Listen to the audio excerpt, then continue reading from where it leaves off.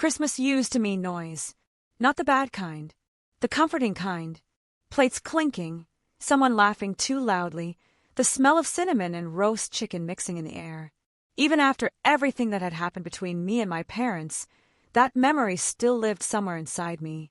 And this year, I let myself believe it could come back. It started with a message from my mother. You and Lily should come for Christmas dinner. It's only right. Only right. I read it twice, then once more, like maybe the meaning would change. We hadn't spent a holiday together in nearly 2 years. Not since the quiet arguments, the uncomfortable silences, the way my life choices suddenly became topics to be judged instead of understood. But Lily was 6 now, old enough to ask questions, old enough to notice when everyone else had grandparents to visit, stories to tell, traditions to repeat. Are Grandma and Grandpa real? She'd asked once, half joking, half serious. That question stayed with me. So when the invitation came, I didn't think about myself. I thought about her, about giving her something warm to hold on to, about letting her feel included, even if it meant swallowing my own discomfort. We spent the week preparing like it mattered. Lily insisted on wearing her red dress, the one with tiny gold stars stitched along the hem.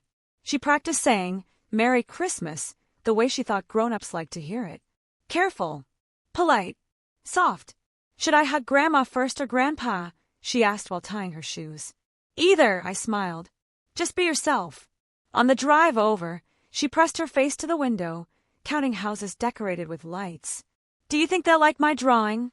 She asked, holding up a folded piece of paper. I'm sure they will, I said, even though a part of me wasn't sure at all. My parents' house looked exactly the same as always. White lights wrapped neatly around the porch, a wreath on the door. Everything perfectly arranged, like a picture meant to convince the world that nothing inside had ever been broken.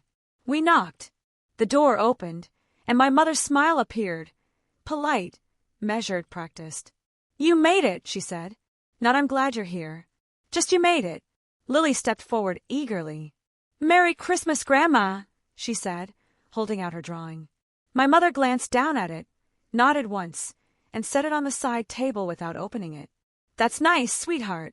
Nice. The word landed flat. Inside, the house was full. My sister was there with her husband. My brother, too. Their kids ran past Lily without stopping, already part of the rhythm of the room. No one acknowledged us beyond quick glances and half-smiles. Take your coats off, my father said from the living room, eyes still fixed on the television. I helped Lily out of hers, noticing how she stood closer to me than usual. Dinner wasn't ready yet, my mother announced. You can wait in the dining room. We walked in, and that's when I noticed it. The table was set, every chair filled with a name card, every place planned, except one. There was no card for Lily, no extra chair, no space that said, "We expected you." I stood there longer than I should have, hoping I was wrong, hoping someone would notice and fix it. My sister avoided my eyes. My mother busied herself adjusting napkins. Lily tugged gently at my sleeve. Mom, she whispered, where do I sit? I swallowed. Let's wait a minute, I said softly. They're probably just finishing something. She nodded, trusting me completely. That trust hurt more than anything else. Dinner was announced shortly after. Everyone took their seats easily, naturally. Conversations resumed as if nothing was missing, as if nothing had been forgotten. We remained standing. Should I sit on the floor? Lily asked quietly, trying to solve the problem herself. I felt something shift inside me then. Not anger. Not yet. Just a deep, sinking awareness. This wasn't a mistake. This was how it was. I looked around the table, at the faces I'd grown up with, waiting for someone, anyone, to say something. No one did. And that was when I realized Christmas had already ended for us. I stood there longer than I should have. At first, I thought someone would notice. That my mother would suddenly clap her hands and say, "Oh, I forgot to add another chair." That my father would stand up, already halfway to the kitchen, muttering about how crowded things had gotten. That my sister would roll her eyes and say something sarcastic, but still pull a chair from the corner. That's how families usually worked. But no one moved. The room filled with the sounds of forks scraping plates, glasses being filled, casual laughter drifting across the table like we were invisible. Lily stayed close to my side, her small fingers wrapped tightly around mine. I could feel the tension in her grip, the way her excitement had drained so quickly it left confusion behind. "Mom," she whispered again, even quieter this time. "Did we do something wrong?" My chest tightened. "No," I said immediately. "Of course not." But the certainty in my voice didn't match the moment. She looked around the table, her eyes scanning faces for reassurance that never came. My mother finally glanced up. "You two can just wait for a bit," she said lightly, like she was talking about appetizers, not people. "We're a little tight on space." A little tight. I looked at the table again. Plates were crowded with food. Coats hung neatly on the backs of chairs. Everything was settled, permanent. There was no sense of urgency to fix anything. "I thought you said to come for dinner," I replied carefully. "We did," she said, shrugging. "Dinner doesn't mean everyone sits at once." My sister laughed softly, not looking at me. "It's not a big deal." It was a big deal to Lily. She shifted her weight from one foot to the other, trying to make herself smaller. "I can stand," she offered helpfully. "I don't get tired." That was it. Something inside me cracked. Not loudly, not dramatically. Just enough to let clarity in. This wasn't about space. It wasn't about logistics. It was about hierarchy. About who mattered enough to plan for and who didn't. I pulled Lily closer, brushing a strand of hair away from her face. "Sweetheart, why don't you sit in the living room for a minute?" I suggested gently. "I'll bring you something." She nodded, still trusting, and walked away without another word. The moment she was out of earshot, my voice lowered. "This isn't okay," I said to my mother. She sighed, already irritated. "You're making a scene." "I'm asking where my child is supposed to eat," I replied. My father finally looked up from his plate. "She'll survive missing one meal at the table." I stared at him. "She's 6. He waved a hand dismissively. "Kids don't care about these things." I wanted to ask how he knew, considering he hadn't looked at her once since we arrived. I brought Lily a small plate of food and set it on the coffee table. She sat cross-legged on the rug, too polite to complain, too young to understand why she'd been separated. "Are we not family enough?" she asked suddenly, her voice barely above a whisper. The question hit harder than any insult. I sat beside her. "You are family," I said firmly. "More than enough." She studied my face, like she was trying to memorize the answer. When I returned to the dining room, the conversation had shifted to holiday plans. Trips, ski passes, things that didn't include us. My mother leaned toward me and spoke quietly. "You should have said something before coming." "I did," I replied. "You invited us." She smiled thinly. "I didn't promise anything." That sentence settled everything. Dinner continued without us. Time stretched. Lily finished eating and asked if she could watch cartoons. I let her. At least there, she was comfortable. Safe.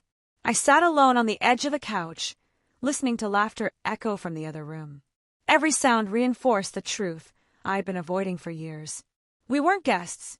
We were tolerated. Eventually, my sister stood and cleared her plate. "This is getting awkward," she said casually.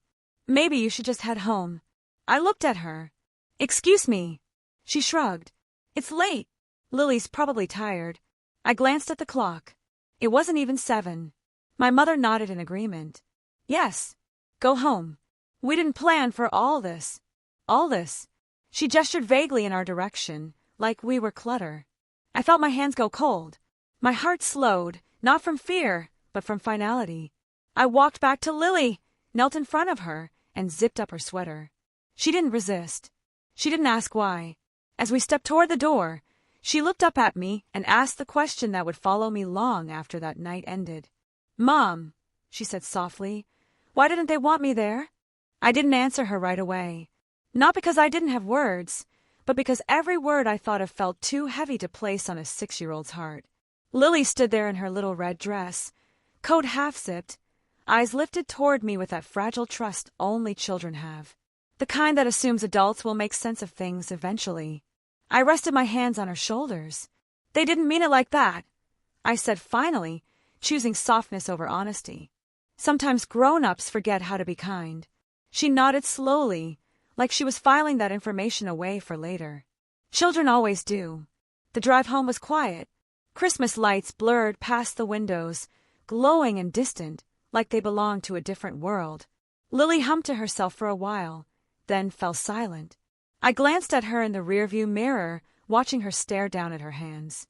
"Mom," she said after a few minutes. "Yes, sweetheart. Is it because I talked too much?" My chest tightened, so sharply I had to pull over. "No," I said immediately, turning around in my seat. "Never. You didn't do anything wrong. Not one thing." She considered that. "Because I can be quieter next time." There it was. The lesson she was already learning, that love was conditional. That acceptance could be earned by shrinking. I swallowed hard. "There doesn't need to be a next time," I said carefully. "And you never need to be smaller for anyone." She looked unconvinced, but she nodded anyway. When we got home, I carried the groceries inside with shaking hands. Lily kicked off her shoes and wandered into the living room, looking around like she was trying to figure out what had changed. "Are we still having Christmas?" she asked. "Yes," I said. The word came out stronger than I expected. "We are." I pulled out the frozen pizza I bought earlier that day, just in case, and slid it into the oven. Lily climbed onto the couch with a blanket, watching me with cautious eyes. "Can we watch the movie with the snowman?" she asked. "We can watch anything you want." As the pizza baked, my phone buzzed. Once. Twice. Then again. My mother. I ignored it. The movie started. Lily leaned against me, her small body warm and familiar. Halfway through, she reached into her pocket and pulled out the folded drawing she'd brought for my parents. "I didn't give this to Grandma," she said quietly. I took it from her and unfolded it. Inside was a picture of a house with a tree out front. Stick figures stood under it, one tall, one small, holding hands. "That's us," she explained. "At Christmas." My vision blurred. "It's perfect," I said, pressing a kiss to the top of her head. She smiled then. Really smiled. The kind that said she felt safe again. Later that night, after Lily fell asleep, I sat alone at the kitchen table, staring at my phone. There were messages now. From my sister. From my father. "You overreacted. This could have been handled differently. You embarrassed us." Not one of them mentioned Lily. Not one asked if she was okay. That realization hurt more than being asked to leave. I typed a response to my mother, then erased it. Typed another. Erased that too. Nothing I said would make them see what they refused to acknowledge. Around midnight, Lily stirred and padded into the kitchen in her pajamas. "Mom," she whispered sleepily, "can I ask you something?" "Of course." She climbed onto my lap, resting her head against my chest. "Are we still a family?" I closed my eyes. "Yes," I said softly. "We are. Even if they don't want us. Especially then." She seemed satisfied with that answer. Within minutes, her breathing slowed again. I carried her back to bed and tucked her in, watching her sleep like I was memorizing the moment. Something inside me settled then, quietly, firmly. That night, I made a promise. No more explanations. No more chances that came at my child's expense. No more hoping people would change when they'd shown me exactly who they were. Christmas hadn't been ruined. It had been clarified. The next morning, Christmas felt strangely quiet. No rushing. No forced cheer. No feeling like I had to prove anything. Lily woke up early, climbed into my bed, and whispered, "Merry Christmas, Mom," like it was just ours now. And maybe it was always supposed to be. We opened the few gifts I'd managed to buy, small things, carefully chosen. Lily acted like she'd been handed the world. That was the moment it truly hit me. Children don't need grand gestures. They need safety. They need consistency. They need to know that when the world is unkind, home won't be. My phone stayed face down on the counter. I knew what was waiting there. Around noon, curiosity won. I checked. 17 missed calls. Messages stacked on top of each other like accusations. "You made a scene. Your sister was just trying to help. Dad is really upset. Why do you always have to ruin holidays?" I scrolled slowly, my jaw tightening. Not one message asked how Lily was. Not one expressed regret. The narrative was already set, and I was the villain. I didn't reply. That seemed to irritate them more. By afternoon, my mother showed up. She didn't text first. She never did when she wanted control. She knocked twice, sharply, like she expected immediate access to my life. I opened the door enough to step outside, closing it behind me. "Why are you standing out here?" she asked, offended. "Lily's napping," I replied. "What do you want?" Her eyes narrowed slightly. "You left in a very dramatic way last night." "I left quietly," I corrected. "You told us to go home." "That wasn't meant the way you took it," she said dismissively. I held her gaze. "You told me to take my 6-year-old and leave Christmas dinner." She sighed, impatient. "You're exaggerating. There wasn't space. You know how crowded it gets." "There was space for everyone except my child," I said. Her lips pressed together. "Children don't need to sit at the table. They're happy anywhere." That sentence broke something open inside me. "She asked me if she did something wrong," I said quietly. My mother froze. "She asked why she wasn't wanted," I continued. "Do you understand what that does to a child?" She looked away. "You shouldn't have told her." I laughed then. Not because it was funny, but because it was absurd. "She experienced it," I said. "I didn't need to tell her anything." Silence stretched between us. Then she straightened her shoulders. "You've always been sensitive," she said. "That hasn't changed." Something in me finally settled. "No," I said calmly. "What's changed is that I won't let my daughter be hurt to protect your comfort." Her expression shifted, confusion, then irritation. "So what? You're cutting us off now." "I'm setting boundaries," I replied. "That's just a nicer word for punishment," she snapped. I shook my head. "Boundaries aren't about you. They're about what I allow." She stared at me like she was trying to find the daughter who used to apologize for breathing too loudly. "I don't recognize you," she said. "I recognize myself," I answered. She left without saying goodbye. That evening, my sister posted photos online. A perfectly framed Christmas dinner. Candles. Smiling faces. A caption about family togetherness. Lily and I weren't in a single photo. I closed the app without reacting. The next few days were more of the same. Messages from relatives I barely spoke to. Advice masked as concern. Judgment dressed as love. "You should be grateful they invited you at all. Parents make mistakes. You can't hold on to everything. She's too young to remember." They were wrong. She would remember how she felt. And I would remember who protected her. On New Year's Eve, Lily sat beside me on the couch, coloring quietly. "Mom," she asked suddenly. "Yes." "Can we make our own Christmas next year?" I smiled, my throat tight. "We can make our own everything." She seemed relieved by that answer, like it filled a space she didn't know was empty. That night, after she fell asleep, I blocked the group chat. Not dramatically, just quietly. I muted numbers that brought tension instead of peace. For the first time, silence felt like relief. I didn't know what the future would look like. I only knew this. No one would ever again make my child feel like an inconvenience in the name of family. That door had closed, and I wasn't opening it again. Silence doesn't last long in families like mine. At first, they pretend it's mutual. Then they grow uncomfortable. Then they panic. The call started again a few days after New Year's. Not angry this time. Controlled. Careful. The kind of tone people use when they realize they might have pushed too far but don't want to admit it. My father left a voicemail. "We need to talk like adults." I deleted it. My sister sent a message next. "You're really dragging this out." Dragging what out? The part where my child was told, without words, that she didn't belong. Lily was sitting at the kitchen table that afternoon, coloring quietly. I watched her from across the room, noticing how she'd started drawing fewer people in her pictures. Fewer houses. Smaller circles. That was when I knew. This wasn't just emotional anymore. It was shaping her. My mother showed up again the following weekend. This time she brought cookies. Still warm. Still smelling like the version of her I used to miss. "I thought Lily might like these," she said, holding the container out like a peace offering. I didn't take it. "She's fine," I said. "What do you want?" Her face tightened. "You don't have to be like this." "Like what?" I asked. "Cold," she replied. I nodded slowly. Cold would have been ignoring what happened. "I'm being clear." She stepped inside anyway, setting the cookies on the counter without permission.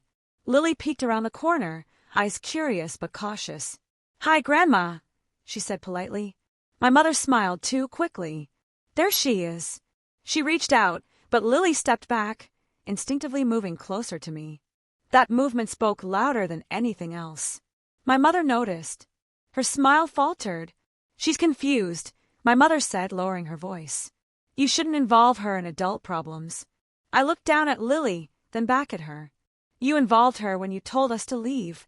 "That's not how it happened," she said sharply. "It is," I replied, "and you don't get to rewrite it." She crossed her arms. "So what now? We're just cut off." "I'm not cutting you off," I said. "I'm protecting my child." She scoffed. "From her own grandparents?" "Yes," I said calmly. "From anyone who makes her feel unwanted." That was the moment my mother stopped trying to sound reasonable. "You always think you're better than us," she snapped. "Ever since you started doing things your way." I smiled sadly. "No, I just stopped doing them your way." Her voice rose. "You're punishing us." I shook my head. "I'm responding to behavior." She left angry again. But this time, she didn't come back. The family narrative shifted after that. Suddenly, I wasn't emotional. I was ungrateful. I wasn't hurt. I was vindictive. They told each other I was using Lily as leverage. That one hurt, but it also clarified something important. They didn't see Lily as a person. They saw her as a tool. I blocked numbers without announcing it. I declined invitations I didn't receive anyway. I stopped explaining myself to people who'd already decided I was wrong. One afternoon, a package arrived. Inside was Lily's Christmas drawing, the one she brought to my parents' house. No note, no apology, just the drawing. I sat at the table and stared at it for a long time. Then I folded it carefully and placed it in a frame. Not as a reminder of pain, as proof. That evening, Lily asked, "Are we still in trouble?" The question cut deep. "No," I said immediately. "We didn't do anything wrong." She nodded, but I could tell she was still unsure. I knelt in front of her. "Listen to me," I said gently. "If someone ever makes you feel like you don't belong, that's not a place you need to be." She thought about that. "Even if they're family?" "Especially then," I said. Something eased in her shoulders.